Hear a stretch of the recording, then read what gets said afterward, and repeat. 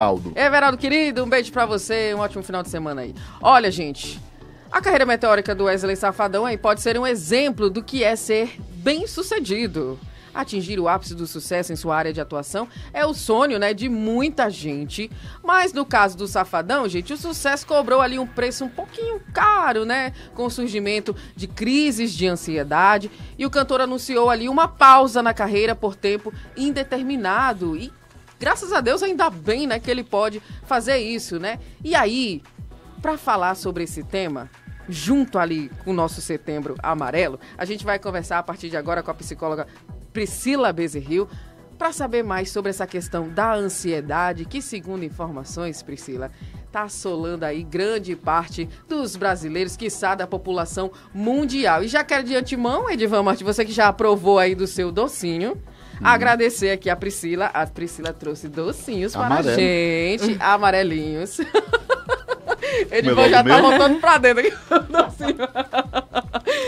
Nessa iniciativa aqui dela, né, de trazer esse sim à vida, né, pra esse Setembro Amarelo, docinhos amarelos. Inclusive, Pedro Brandão, se você estiver assistindo aí o nosso programa, você está de folga hoje, né? Se não tiver, a gente eu fiquei com 2. Um era seu. Era. Perceba, né, a conjugação verbal. E Pedro tá final de dieta, vamos ajudá-lo. Mas, Priscila, seja muito bem-vindo. Prazer, muito obrigada, viu, pela gentileza aqui dos docinhos, pra gente falar desse assunto que é importante, que a gente precisa debater justamente porque tá assolando mesmo a nossa sociedade, né? Seja bem-vinda, bom dia. Obrigada, bom dia a todos, bom dia aos ouvintes, obrigada pelo convite e também já perante mim agradecer, né, a pauta que vocês sempre trazem da saúde mental. O Sim à Vida é uma militância pessoal minha, então estou muito feliz por essa, mais uma vez estar aqui e ter essa oportunidade de falar para vocês, né, e trazer esse tema tão importante que é a saúde mental, a valorização da vida para toda a sociedade. A minha primeira pergunta... Pois não, Edmar. É bem simples. Quem fez o docinho? Não. Já tirou aqui um pouco da minha ansiedade. Sim. Quem tem muito dinheiro também sofre de ansiedade, porque se é safadão, é rico, milionário, o cara show dele vale não sei o quê. Chega a ser até estranho, né? Vida, Se quiser ir para Dubai, para Rigomuleiro, para Pedro Velho, para Paris, para onde ele quiser, vai. Né? Quer ir para os melhores restaurantes, vai. Para as coisas mais paradisíacas, vai. Né? Tem o seu jatinho particular, é famoso. As mulheres, tudo, é lindo e tal, né? Enfim, e ainda sofre de ansiedade, como é que pode se explicar? Você fez uma pergunta, Edivan, perfeita, porque isso é uma das coisas que eu mais ouço no consultório, assim, mas meu filho, ele tem tudo, né? Porque ele tá com quadro de depressão, como pode estar com depressão, como pode estar com ansiedade, né? Então, assim, a gente trazer à tona essa discussão e mostrar que não é o dinheiro, não é a condição de estrutura financeira que vai fazer eu ter uma saúde mental.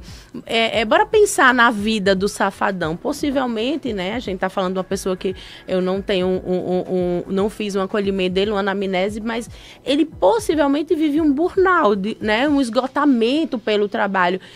Nós, né, vocês, né, que trabalham, né, com a questão de jornalismo, com a imagem, mas quanto tempo a gente fica sem o celular? Eu fico fazendo essas perguntas. Hoje em dia, praticamente zero, né? Zero, só a hora que a gente dorme. Então, a gente termina trabalhando, né? Tem gente que dorme com o bicho debaixo do travesseiro. Né? Exato. Então, assim, o que a gente está vendo, né, o Brasil é o primeiro no mundo em adoecimento do transtorno de ansiedade. É mesmo? O primeiro. Estamos ali no topo. No topo. E eu acho que o segundo, o terceiro em depressão. Então, ao modo operandi como a gente está vivendo, essa loucura, essa cobrança excessiva, né, de performar bem, de estar nas mídias, de ter cada vez mais, isso está trazendo o quê? Uma escravidão. Tem um livro que fala sobre isso, né, que é a Sociedade do Cansaço, que estamos o quê? Escravizados pelo o nosso trabalho, que termina que a gente não desliga com tanta mídia, com tanta coisa, né, e a pressão psicológica para ele. Outro ponto interessante para um artista, a supressão de sono, né, então o sono... quantos anos, né, que ele está nessa loucura e que não desliga. 3 shows por noite, às vezes, né? Deus o livre. Ave Maria. Você faz quanto? Faz? E olhe lá. O que ele faz por dia, você faz no mês. Exatamente. Mas você controla direitinho, né? Porque você também controla. Não, hoje eu vou... Mas ele talvez não possa, né, ter esse controle, né? Também eu não sou famosa como ele é. É muito, né, muito requisitado. E a gente para além... E é jovem, né? E é jovem. E para além da carreira artística dele, ele é a imagem dele também é uma imagem comercial, ele tem outras empresas, então ele terminou que, né, a gente não sabe, a gente tá falando por suposições, abrindo tantos leques de trabalho e quem sabe perdendo esse tempo para ele, para essa conexão pessoal, com ele, com conexão com o pessoal e até mesmo de atender as necessidades do corpo, né? A última vez que eu tive aqui, a gente conversou com algo que era extremamente importante, as nossas metas, que a gente falou sobre isso. Então, assim, a gente coloca tanta coisa para o nosso dia, algo tão inatingível que termina trazendo o nosso adoecimento. Às vezes você quer descansar e não tem agenda. Isso. E não é nem isso. Às vezes você quer descansar, tem um tempo para descansar e você não consegue. Porque você está tão ansioso, você está com tanta coisa na cabeça, bota a cabeça no travesseiro. Eu já vi várias memes, várias brincadeiras, né? Você bota a cabeça no travesseiro e quem disse que o cérebro para? O cérebro continua, né? Um camarada como o Hélio Safadão, eu acho que ele vai ficar mais doente ainda, porque vai ficar descansando com a cabeça em todos os trabalhos. Então você termina entrando num 8, né? Numa roda assim, que você... Aí você fica lá descansando. Não, isso deve ter sido 1000 médicos que deve ter dito aí lá. Você pare. Precisa parar, porque senão né? você para. Isso. E como foi importante que aqui, né? Eu só vi o relato dele do show, até que foi postado no blog Juliana Selle, e eu vi, né? Falando que eu estava 2 dias sem dormir. Então, o sono, ele é um termômetro. A criança, quando tá com febre, né? É um termômetro que algo tá... estranho para ela, né? Tem alguma coisa que tá errada, vem uma infecção, alguma gripe, então a gente pensar em saúde mental, o sono é o nosso termômetro, então ele estava 2 dias sem dormir, então o corpo dele estava hipervigilante, num transtorno de ansiedade, em uma situação de ansiedade, nosso corpo fica, o sistema nervoso simpático e parasimpático fica luta e fuga, ele fica hiperalerta o tempo todo, e isso fazia com que ele não relaxasse, não conseguisse dormir. Priscila, vou aproveitar que você trouxe aí já, pelo que eu vi, um sintoma. Quais são os sintomas ali das pessoas que apresentam a ansiedade? É porque, Meca, tem o sintoma desse aqui, que já chegou no topo, né? Mas tem aquele silenciosinho, né? Aquele bem caladinho que chega, você vive uma vida normal e tal, mas... Parece que tá tudo bem. Mas tem tem um índicezinho de ansiedade, né? Eu acho que a pergunta de Meca aqui junto com a minha é qual é ali a linha... O limiar, né? O limiar. Tenho ou não ansioso? Estou ou não ansioso? Né? É importante a gente pensar. A ansiedade, todas as emoções, elas são emoções importantes, né? Até quando eu trago essa discussão da própria depressão, de entender, tá triste...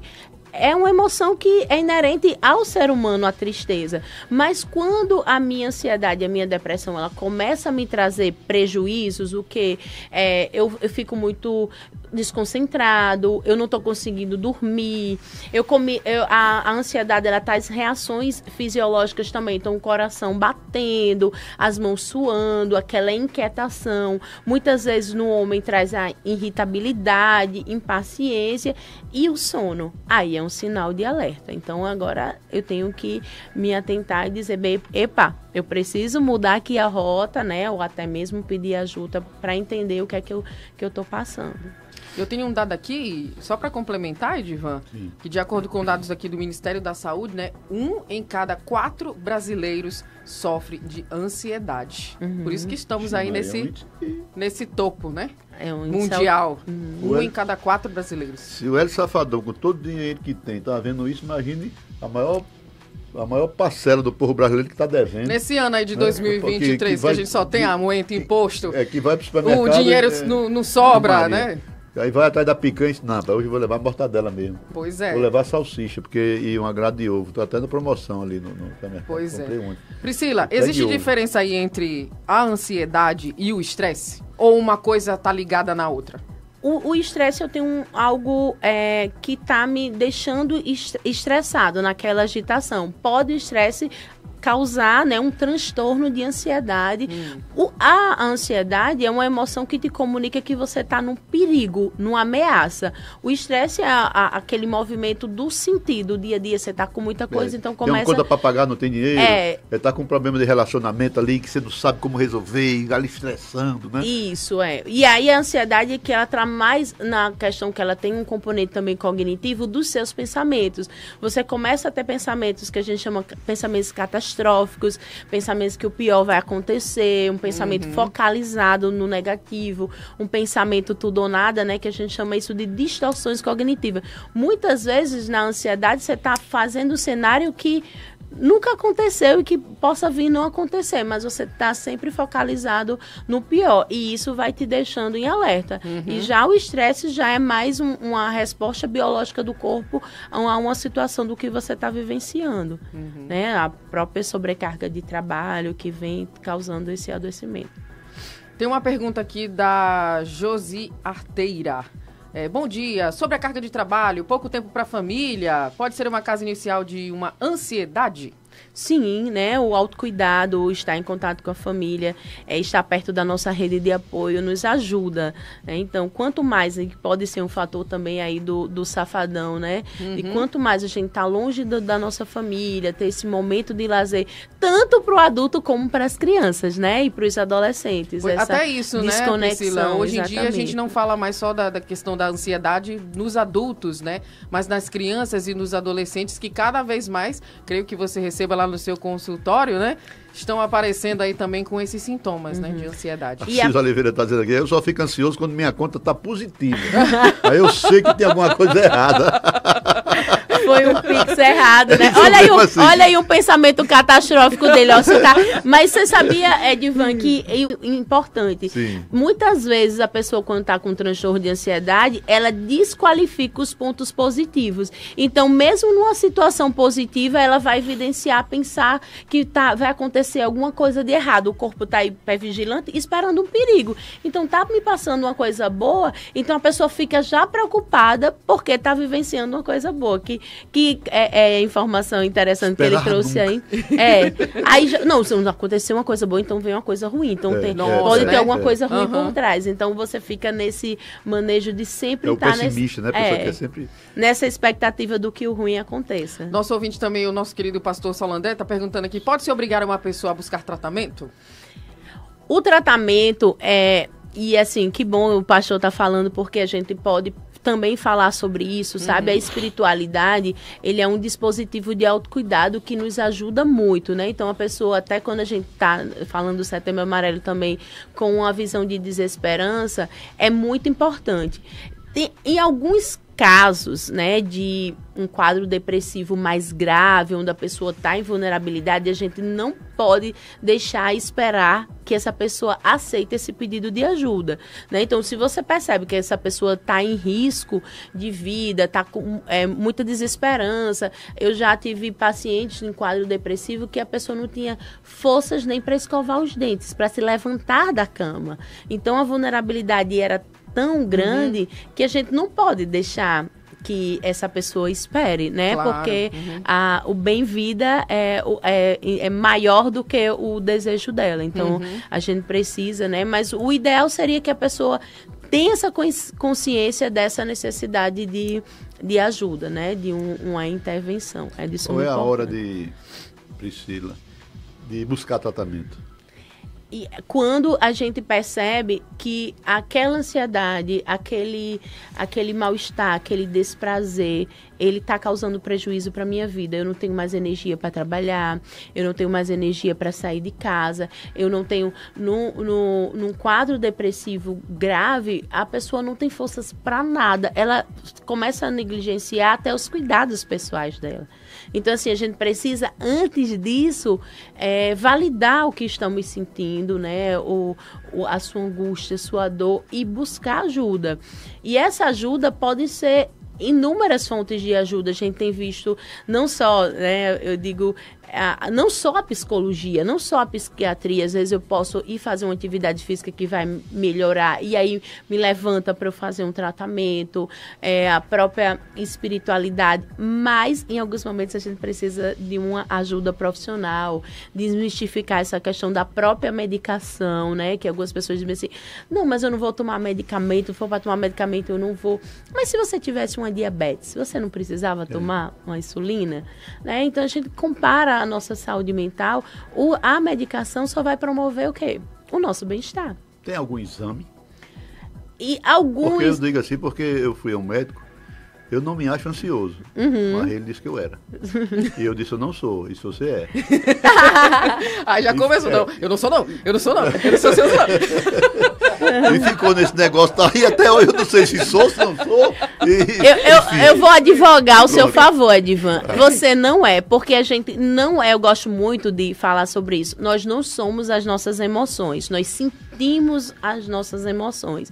Então, você pode estar sentindo ansiedade, mas isso é uma coisa tão importante da gente desmistificar, porque termina que a gente fica achando que aquilo é inerente a nós e não vai buscar uma ajuda. Sim. Então, assim, você está sentindo, mas essa sua ansiedade, ela é uma ansiedade desadaptativa, ela está trazendo prejuízos a você, ao seu dia a dia, e aí é o momento de você procurar ajuda.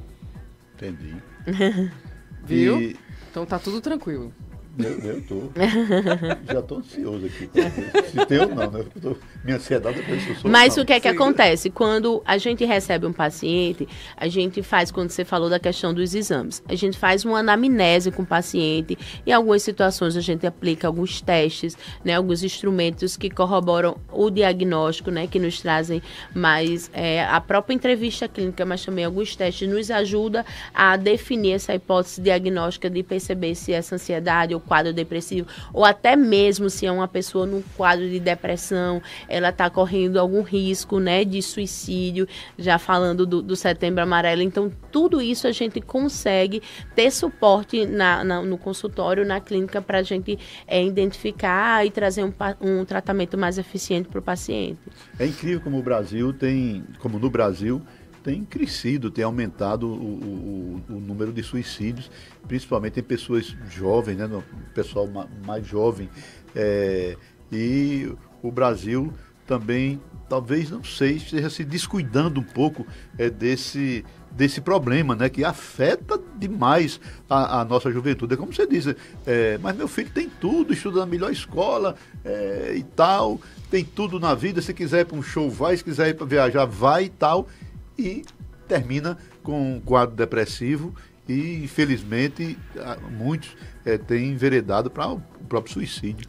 Isso, o suicídio, ele é uma crescente no mundo inteiro, né? No Brasil, a gente está trazendo agora um boom, é a segunda maior causa morte em adolescentes, né? De pessoas jovens até 29 anos, mas é uma realidade que já acontece há muito tempo. Ontem a gente tem um quadro ainda muito grande com idosos, que é algo que não é muito ventilado, né? Então, o idoso, há um tempo atrás, a professora Elza Dutra fez uma pesquisa, que coisa interessante que a gente não discute. Nas cidades, os agricultores rurais, né, você que conhece a história da minha família, que eu sou do interior, tem um número muito alto de suicídio em agricultores. Então, é algo que não era ventilado na mídia. Então, hoje em dia, a gente tem, né, esse boom também que a gente precisa construir políticas públicas, e quando a gente fala em prevenção à vida, a gente está falando em políticas públicas, a gente está falando de questões financeiras, de acesso à saúde, acesso à educação. Falar de Setembro Amarelo é trazer também essas discussões para as nossas, né, as nossas autoridades, os órgãos públicos, que a gente precisa construir esse lugar. Não adianta só ter a campanha e não tem esse lugar que as autoridades... Não adianta só falar e não ter atitude. Não ter atitude, né? Então, o que a gente está trazendo também à baila na discussão do Setembro Amarelo é que a gente precisa ter políticas públicas de valorização, né, para esses jovens, porque muitas vezes a gente acha que o suicídio é multifatorial. Então, não é uma pessoa que tem um transtorno mental que necessariamente ela vai tentar um suicídio. Então, tem questões individuais. A própria pandemia, algo que não foi divulgado, e eu fiz atendimentos voluntários lá para Manaus, teve muitas mortes por suicídio de jovens pela perda dos familiares, de redes de apoio. Teve um adolescente que perdeu toda a família. Nossa. Então, imagine, então, o luto, né, situações inerentes à crise financeira. Para um pai de família, imagine, em plena pandemia, se vê sem nenhum centavo, perdeu seu comércio, fechou. Então, tudo isso a gente precisa pensar. Eu acho que aí os agricultores, não é nada científico, mas o pobre, quanto mais ele for simples, mais ele tem vergonha de dever. Isso. E vai acumulando um débito ali, quando se vê na condição de uma insolvência total, de não poder arcar com aquilo que ele não vê uma saída, culturalmente, né? O homem que tem que ser provedor, né? Aí termina sendo uma causa. E o suicídio, muitas vezes, ele está atrelado à ambivalência, não da morte. Eu não quero morrer. Eu quero acabar com aquele problema. Eu quero acabar com aquela minha dor. Então, a pessoa ela fica nessa ambivalência entre viver e morrer. E também vem a questão de que o déficit da habilidade de resolução de problemas. Então, por isso que é tão importante uma ajuda. Porque, às vezes, você está aqui com um problema, aí eu chego e falo bem assim, olha, mas você poderia pensar por essa possibilidade. Tem uma saída aqui. Aí você diz, é mesmo. Amanhã é outro dia. Amanhã é outro dia. A solução aparece. A solução aparece. Eu entender que eu tenho uma rede de apoio. Por mais que eu tenha um problema, eu tenho com quem contar. Então, vai favorecendo, né, que a gente consiga trazer prevenções. Essa questão, né, Priscila, como você colocou agora, dessa tomada de decisão. Acho que tomar decisões na nossa vida acabam trazendo muito essa questão da ansiedade junto ali também? Sim, porque quando eu tô com... Na verdade, eu tô ansiosa, eu tô mesmo depressiva e causa também essa ansiedade, eu começo a ver as coisas muito fechadas. Eu tô vendo, assim, as coisas de uma forma muito mais catastrófica e termina que eu não consigo ver de uma forma mais ampla e buscar alternativas para essas soluções de problema. Sim. Então, isso vai aumentando, né, a ansiedade, tomar uma decisão. É bem importante isso. Então, na depressão, na tentativa de suicídio, tem muito essa questão do déficit da resolução de problema. Eu me achar inábil, eu não achar que eu tenho condições para resolver aquela situação, né? Para encontrar soluções. E isso traz desesperança e vem, né, esse movimento de pensar, idealizar a morte. Priscila, eu sei que é muito difícil mas vamos tentar generalizar um pouco aqui. Como é que eu faço para numa sociedade ansiosa eu não ser ansioso? O que é que a gente pode fazer aí de uma maneira geral? O que a gente orienta, né, como atitudes de autocuidado, de prevenção. Primeira coisa, a emoção ela vai emergir, né? Dependendo da situação. Então, o trânsito nos causa ansiedade, causa estresse, né? Sem dúvida nenhuma. Tem que sair ali no, né? Então, o que é que eu posso fazer? No mantra. Isso. Você vai... Eu gosto muito de dizer, até quando eu faço palestras sobre isso, assim, não existe receita de bolo. Para cada um vai existir o que faz mais sentido. No caso, você pode ouvir uma música, você pode conversar com um amigo, você pode meditar, você pode fazer atividade física. Então, você vai encontrando o que faz sentido para o seu bem-estar. Na pandemia, né, como eu moro em apartamento, eu tive necessidade de ir para o interior.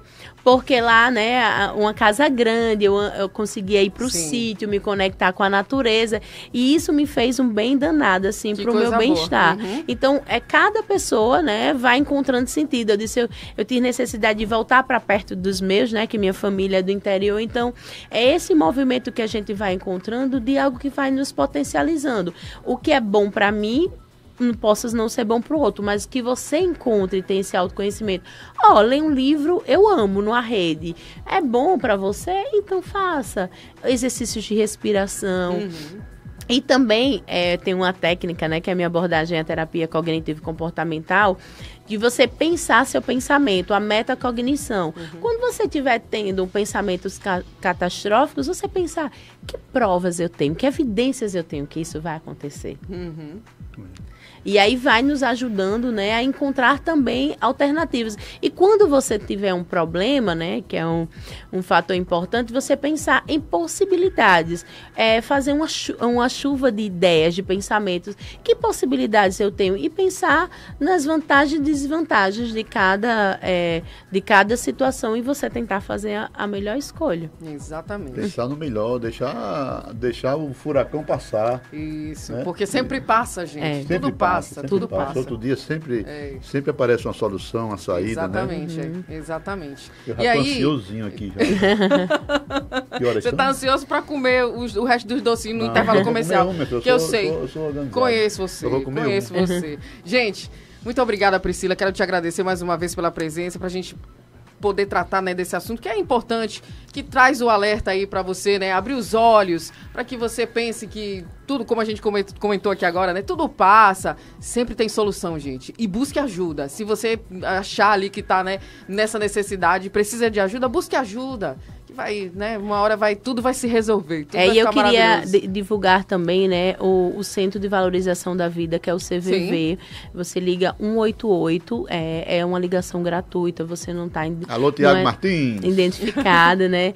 Ou também tem o site que você é atendido pelo chat, caso você goste de escrever, né? Então fique à vontade. E outro ponto importante da gente pensar são as nossas redes de apoios de psicossociais, que são os CAPs, né? Então, no município tem um CAP infantil, CAPs para as pessoas que são usuárias de drogas. É um projeto muito bacana, muitos profissionais competentes. E outra coisa que poucas pessoas divulgam, que eu gosto muito de divulgar, que é o Sereste, que é o Centro de Apoio aos Trabalhadores, né? Então, as pessoas que passam o dia todo trabalhando e tem então a oportunidade do Sereste. Para além disso, tem as clínicas e escolas das universidades que fazem serviços gratuitos, né, esse suporte de atenção psicossocial e que a gente gosta de divulgar para as pessoas terem acesso. Sabemos que a psicologia, a psiquiatria ainda é muito caro, a gente não consegue acesso para todo mundo, infelizmente, mas existe todas essa porta aberta né, da rede pública que a gente consegue pedir ajuda. Exatamente. E peça ajuda. Os trabalhadores estão muito ansiosos, né? Porque se esse imposto sindical vier aí, tirando 3 dias de salário dos trabalhadores, Jesus, ansiedade, estresse, vixe Maria. Aí, né, fica bem mais difícil. Mas tenha calma, não fique muito ansioso, porque possa que não passe, né? Exatamente. Vamos esperar um dia de cada vez. Vamos mandar importante. Um abraço para o nosso pastor Saulo. Sim. Aniversariando hoje, né? Pois é. Rumbo 40. A gente vou ler o chat lá, que ele já começou, né, trazendo aí o... E quem está elogiando também a nossa Priscila Bezerril é nosso Ronaldo Lamas, né? Isso. E sempre, assim, com uma piadinha também. Eu também não gosto de celular. Minha mulher ligou 15 vezes pra mim, eu nem atendi. Foi mesmo? E aí, quando chegou em casa, deu certo? Deu. Sei não, viu? Deve ter ficado sem celular. Já a gente conversa com todo mundo lá do nosso chat. Priscila Bezerril, psicóloga, muito obrigada, Priscila, mais uma vez. E fica aí, né, essa lembrança pra você do Setembro Amarelo. Se cuide da sua saúde mental, que é de suma importância. Obrigado.